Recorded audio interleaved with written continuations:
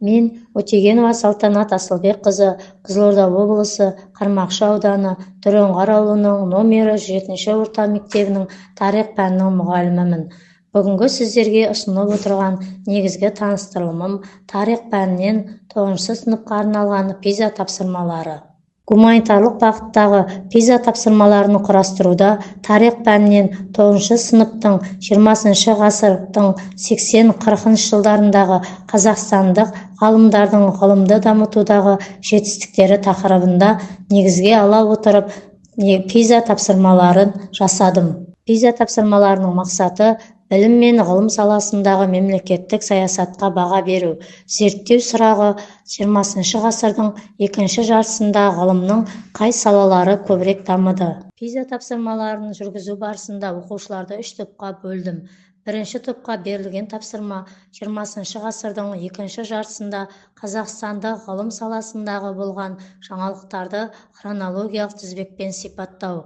Ғылым саласын хронологиялық тізбекте сипаттайды. Әр дұрыс жауапқа 3 ұпайдан берілді. Екінші топқа тұлғаны тана кестесі арқылы қазақстандық ғалымдардың ғылымға қосқан үлестерін сипаттау. Ғылым саласына өзіндік үлесін қосқан ғалымдарды анықтайды. Олардың ғылым саласына қосқан үлестерін сипаттайды. Әр дұрыс жауапқа 3 ұпайдан. Үшінші топқа Қазақстанда гуманитарлық ғалымдардың дамуын графикалық органайзер сызбасын түсіндіру.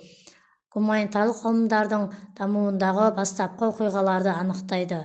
Негізгі оқиғаларды сипаттайды. Нәтижесін талдайды. Әр дұрыс жауапқа 3 ұпайдан берілді. Келесі тапсырмаларды орындау үшін оқушыларды 2 оқушыдан жұптастырдым.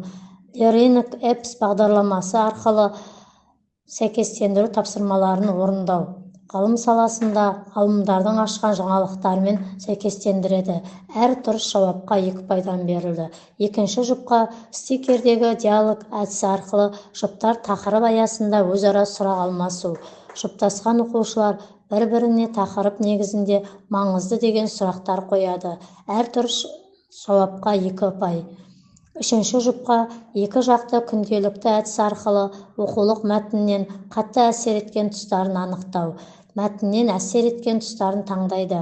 Үзінді жөнде өз пікірлерін білдіреді.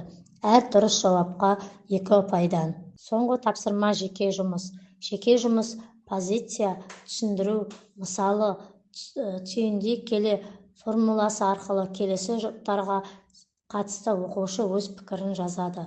Берілген тұжырымға өз позициясын білдіреді, себебін түсіндіреді, мысал келтіреді, қорытынды ой түйіндейді. Әр дұрыс жауапқа 2 ұпайдан берілді.